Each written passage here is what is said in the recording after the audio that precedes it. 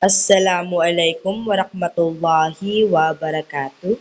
This is Janali Sultan, and today we are going to talk about language variation and change. Okay, first let's talk about change. This can be external or internal. When we say external, these are the changes that we can see literally with our eyes, and internal change, these are changes in the language itself, inside the language. Okay, language variety. So there are different varieties of language or differences in language. So when we talk about varieties, linguists often distinguish among varieties of region, social class, register, or level of formality. So the linguists, they say that there are different varieties of language. For example, if you are living in different regions, you will, even though you have the same language, there will be varieties or changes within it. For example, yung social class, yung New York, ah, yung study in America when pronouncing R. Sa New Yorkers, they pronounce it. So, yung mga iba, pag pinapronounce mo in other places in America, when you are pronouncing yung R, ibig sabihin, mayaman ka. Sa iba namang places in America, kapag you are pronouncing R, ibig sabihin nun, you are in low social class, mahirap ka. So, pwede ring varieties in register or yung level of formality, whether formal or not formal yung pagsasalita mo. So, talking about variety, we are going to tackle also about social linguistics. It is a branch of linguistics that is particularly interested in varieties, katulad ng mga nasabi natin kanina, social class or register. Yan kasi pinag-aaralan sa social linguistics. Now, let's talk about internal and external change. So, external changes. So, external changes may happen politically, geographically, and socially motivated change. An example of political changes, for example, kung merong bagong mananakop, isipin na lang natin yung history ng Pilipinas. Kung titignan natin yung changes in language politically, during oras ng mga Pilipino before the Spanish came, we have Alibata. Then our language changed as the Spaniards actually came in the Philippines and conquer us. The language become Spanish. If we are going to take a look at the literature available, it was written in Spanish. Then when Americans came, the writings become English. Then afterwards, when the Japanese came, so bumalik tayo sa Pilipino. Doon natin makikita yung external changes politically, geographically. So, yung changes geographically is whether kung nasaang place ka, magbabari yung language mo. For example, in the Philippines, we have the same Filipino. We have one word, Filipino, or we have one language which is Filipino. But there are different varieties to the Filipino languages ng mga taga Luzon, tsaka ng taga Visayas, tsaka ng mga taga Mindanao. Next, socially motivated change. Ito yung mga pangyayari through socially. Next, brought by language contacts. External changes of language can be brought about by language contact, innovations by speakers, or issues of political or social identity. So this is unpredictable, yung external changes, because it is impossible to foresee who will migrate, where, or what fashion will catch on. So depende na yan sa mga tao. Hindi mo yan basta-basta mapipredict kasi hindi mo alam ano ba yung magiging susunod na trend. So now let's focus on internal changes. Talking about internal changes in language, linguistically motivated changes may have to do with the ease of articulation. Language often change towards what requires less effort. Ease is only one possible factor. So there are many factors in internal changes in language. Pero ang isa daw na masasabi natin na pinaka-reason ng internal change is for ease of articulation. Kumbaga, yung articulation dati is kapag tinatamad na yung mga tao mag-pronounce in that way, very eloquent way, they will pronounce it in a way na mas easy siya i-pronounce yung mga words na yun. So, kaya nga nagkaroon tayo ng mga slang language ngayon na umiikli yung mga language. Internal changes also occurs for when speakers stop using endings or inflections on verbs and nouns and start to rely on words such as of, for, the, and have. So, internal changes also happen through stress shift. So, these are example of external and internal changes. New words due to contact, dahil sa contact. So, yung capybara dati naging cashew. New words due to social change, yung adolescent and oversharing things. So, yung adolescent na siya. Yung oversharing. Words going out of fashion, yung word na cool. Hindi na siya masyadong ginagamit ngayon. So, internal change naman is of articulation. Regularization, I should have went. So, instead na mahirap siyang i-pronounce, pinapadali nila. Next, new use of old words like as complementizer. So, external changes influence on English and pre-English.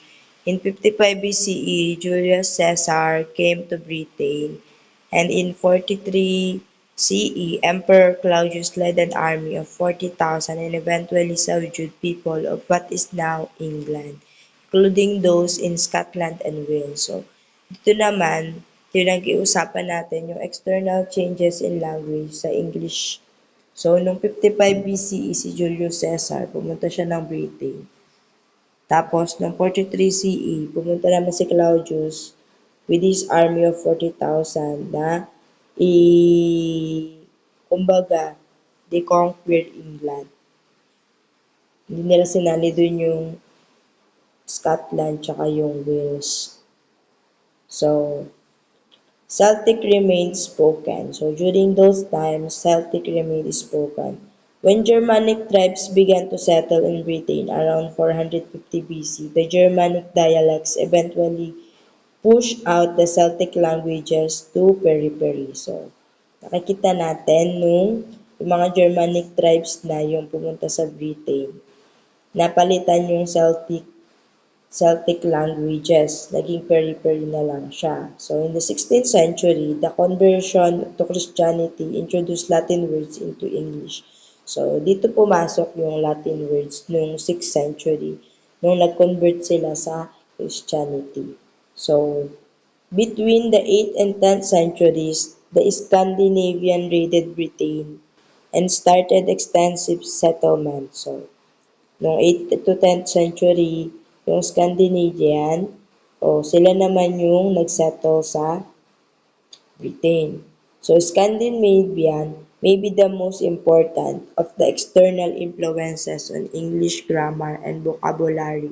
Kasi yung words na meron sa Scandinavian, yun pa rin yung pinakamalaki na nakaka-affect sa English natin ngayon. Okay, the disappearance of Old English's endings and the switch to stricter word order might be the result of Scandinavian influence on grammar. Yan, yung reason, yung mga Old Englishes na wala na sila, nagkaroon ng stricter word order. Yan yung result ng Scandinavian influence sa grammar which is nasa sa atin pa rin up until today. So in 10,066, William of Normandy arrived and defeated Harold during the Battle of Hastings. So as a result, French became language of the nobility and the court, and much new vocabulary was introduced. So during this time, noong 1066, nung defeat ni William Normandy, yung si Harold sa Battle of Hastings, dito pumasok yung pagkakaroon ng French sa English vocabulary. So, aspect of language variation. Language can vary at all levels of structure. Pwedeng phonetic variation, phonological variation, morphological variation, syntactic variation, and semantic variation. So, let's talk first about sound variation or phonetic variation.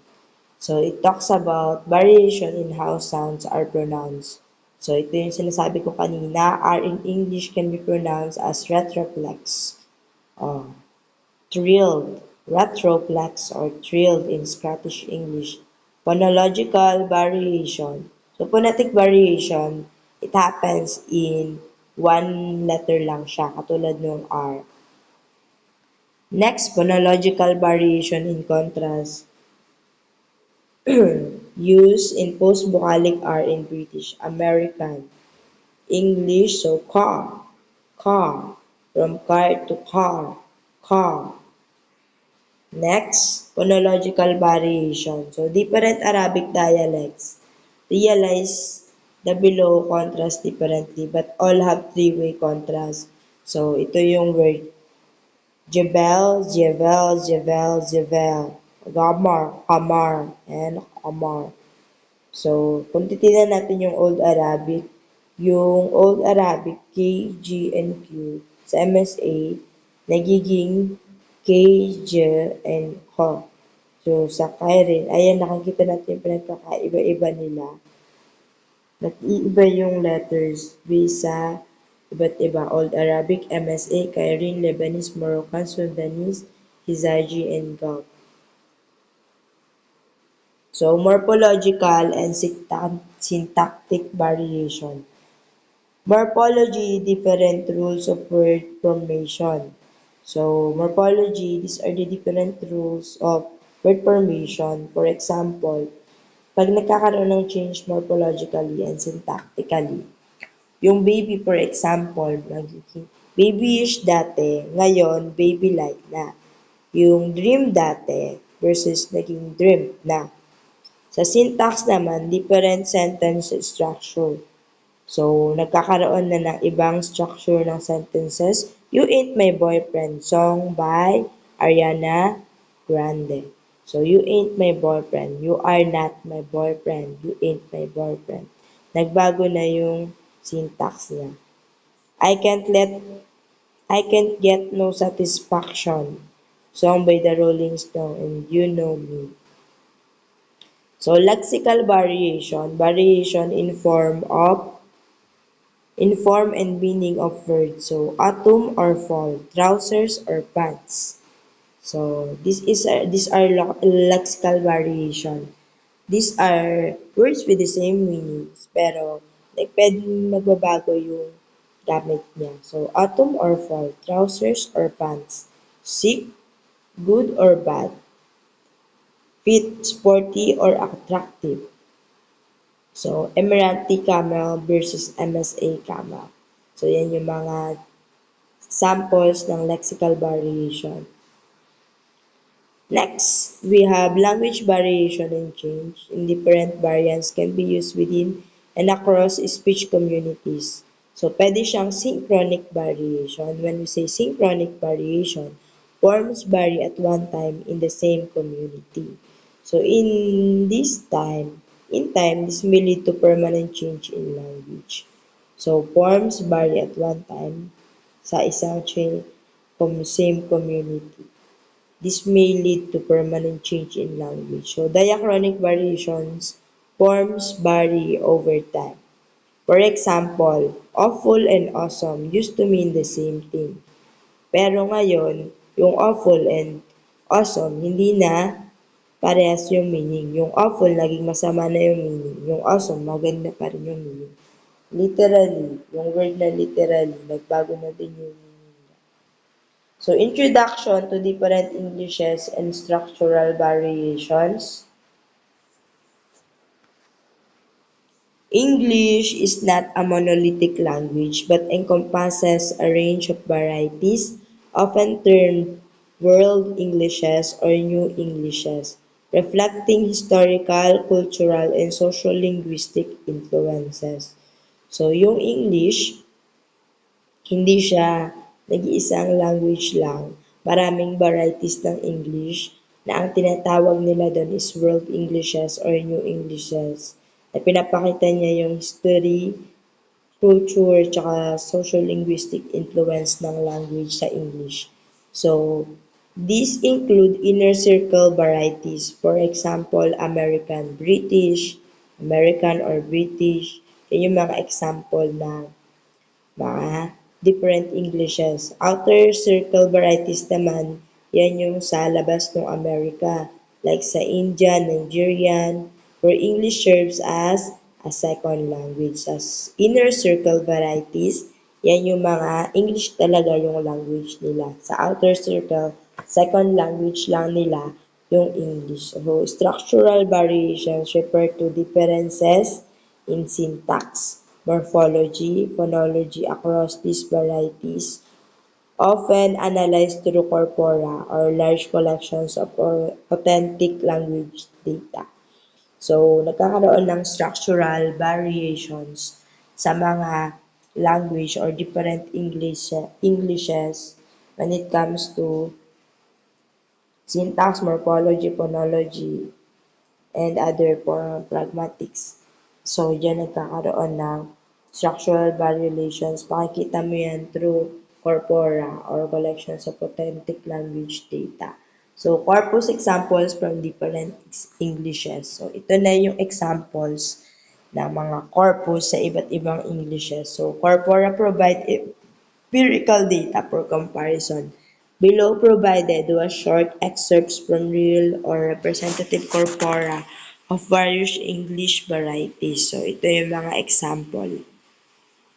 Sa American English from Brown Corpus in 1961, a 1 million word corpus written in American English. Example, the house stood on a slight rise just on the edge of the village. So, pinapakita nito shows standard subject verb order, subject verb object order, and article usage. So, the house stood on a slight rise on the edge of the village. So, yan na subject, verb, and object yung nandyan. Yan yung originally na meron sa American English.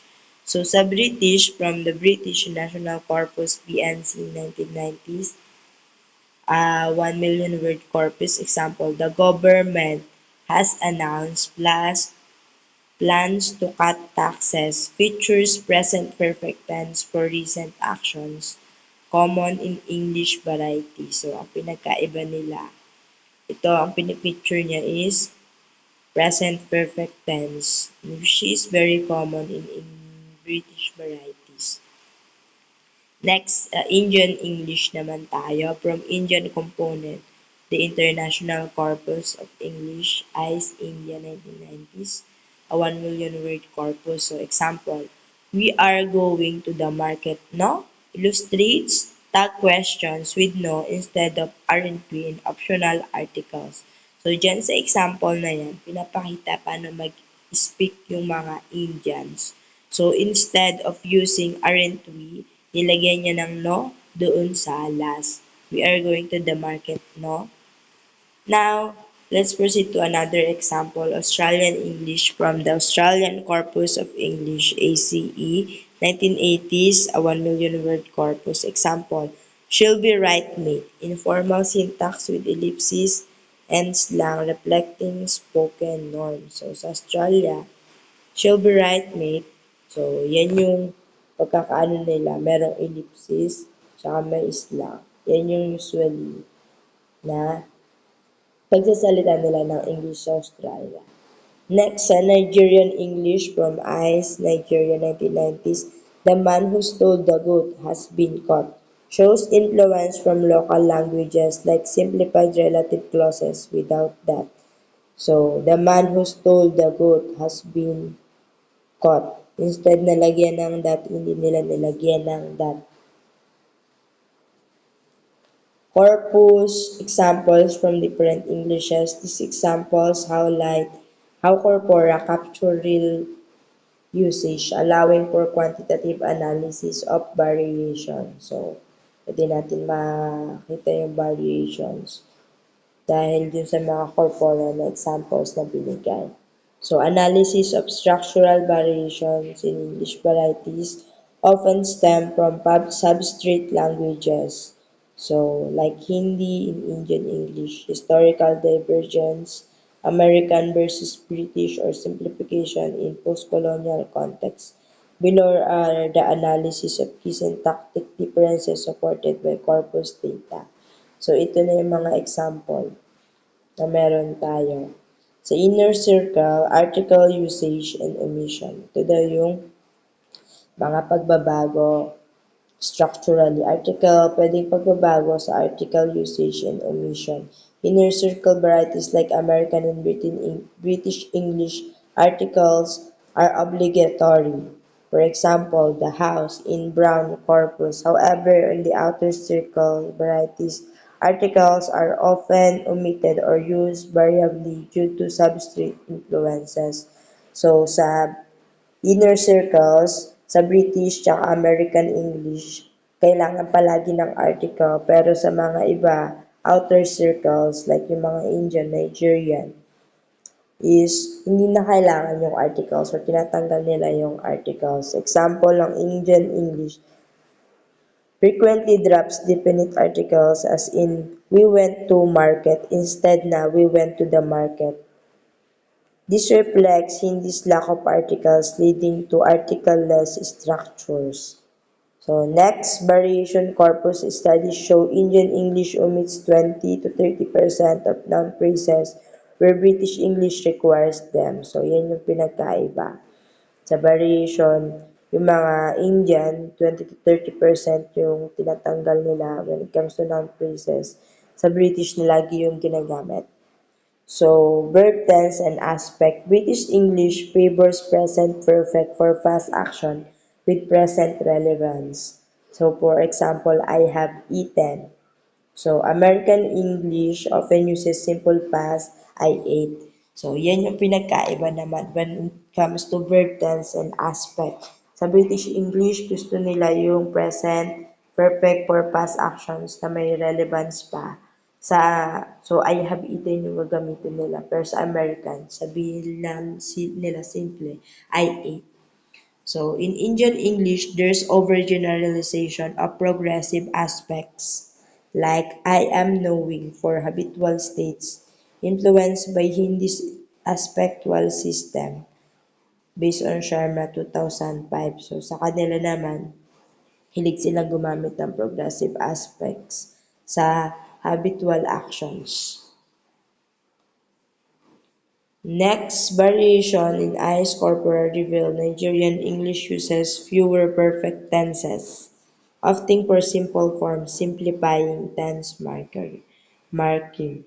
So, dito naman sa Nigerian Englishes, hindi sila masyadong gumagamit ng perfect tenses. More on simple forms yung ginagamit nila. So, relative clauses and word order. Standard varieties use that or who in relative clauses. The man that stole the goat. So, yan yung example. Pwede daw yung relative clauses and word order yung magbabago. So, usually, standard varieties, gumagamit sila ng that or who kapag dating sa mga relative clauses. That man, the man that stole the goat. So, merong that na ginagamit. In varieties like Indian or Nigerian, yung that is often omitted, resulting to structures like the man stole the goat. So, instead, the man that stole the goat, the man stole the goat, yung sa Nigeria. So, relative clauses and word order can vary. Word order can vary. In Australian English, employs ellipses or informal speech. For example, she'll be right. She'll be right, omitting subjects and objects. A feature less common in formal British English. So, diyan naman, nag-bago ng order yung word. She'll be right. Wala nang subject, wala nang object. Common yan sa British English. So variation. Corpus analysis shows outer circle Englishes have shorter, less embedded clauses, reducing complexity. So ang pinagkaiba ng sa inner circle at outer circle or yung is that mas maikli yung sa mga outer circle like India and Nigerian English kasi naman tinatanggal na nga nila yung mga articles. Next, question formation and tags. So, inner circle varieties use standard inversion. Did you go? So, ganyan kapag dun sa inner circle varieties like English and American English and British. Did you go? So, yan. Standard na nag-ano ka, nag-invert. Sa Indian English, often uses declarative questions or tags like no. Ice India mirroring Hindi's question particles. So, yung kanila, did you go, no? So, variation. This leads to non-inverted structures analyzed as feature of nativization in post-colonial Englishes. So, dito naman, hindi sila ano yun, dahil ginagawa nilang parang yung language nila, hindi nila binabago or hindi sila nag-invert. So, most probably, nativization yung nangyayari. So, now let's proceed to passive voice and voice alternation. Sa British Englishes, it uses passives more frequently in formal context. When it comes to formal context, yung mga British ginagamit nila is yung passive voices. Taxes have been cut. So, sa British English yan. American English prefers active voices. In Indian English, passives are less common, with actives dominating due to substrate preferences. So, yan yung pinagkaiba nila. Sa British, passives yung gusto nila. Sa American, active voice. Sa Indian naman, passives less common, with actives dominating. Mas marami yung actives din. Halos parehas sila no sa American English. So, variation. Studies indicate that Indian English has 40% fewer passives than British English. So, according to studies, 40% yung mas less na passive voices sa Indian English kaysa sa British. So, these variations are not errors, but systematic features often quantified via corpus tools like frequency counts and concordances. So hindi masasabing errors yung variation nila, but rather systematic features na siya or sariling grammar na siya ng mga variation na yon. So, to discuss, structural variations in English reflect a dynamic interplay of standardization, nativization, and globalization. Inner circle varieties katulad ng American and British, they prioritize prescriptive norms from corpora like Brown and B&C. So, yung sa American and British English, most probably prescriptive norms yung ginagamit nila or they really follow yung mga rules and regulations when it comes to grammar or when it comes to using the language, emphasizing complexity and precision. So, mas ini-emphasize nila yung pagiging complex at pagiging tama. Sa outer circle varieties, katulad ng Indian tsaka Nigerian, simplify structures for intelligibility, influenced by local languages as seen in Ice Corpora. This nativization or Ka-Cruz model allows English to function in diverse contexts, but it can lead to mutual unintelligibility. So, yun yung pinagkaiba nila sa American or tsaka sa British. More on prescriptive sila. Dapat correct yung grammar mo kung paano siya i-pronounce, yung word order, at the same time yung paggamit ng mga voices, walang omission ng mga articles. So, kung ano yung nasa rules ng grammar, yun na yun. sa outer circles katulad ng sa India tsaka Nigeria, para magkadali sila magkaintindihan is pinapa-shorten nila para madaling i-pronounce kasi hindi nga nila ma-pronounce. So, ang tawag doon is nativization. Nakikita yung language nila doon sa English language na ginagamit nila. So, sociolinguistically, these differences challenge the notion of a standard English, promoting pluricentricity. For instance, English article omission aids communication in multilingual India but may confuse native speakers. Historically, American English diverged post-colonialism, while post-colonial varieties emerged from British imperialism. So, sabi nga dito, yung differences in language, nagkakaroon ng ah, nawawala na daw yung standard English kasi nagkakaroon ng centricity. So, katulad ng omission ng mga Indian sa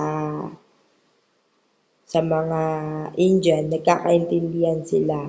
Pero yung mga taga-Amerika, kapag ginamit nila yung nativized language is hindi sila magkaintindihan. So implications include pedagogy. Teaching should incorporate varieties to avoid bias.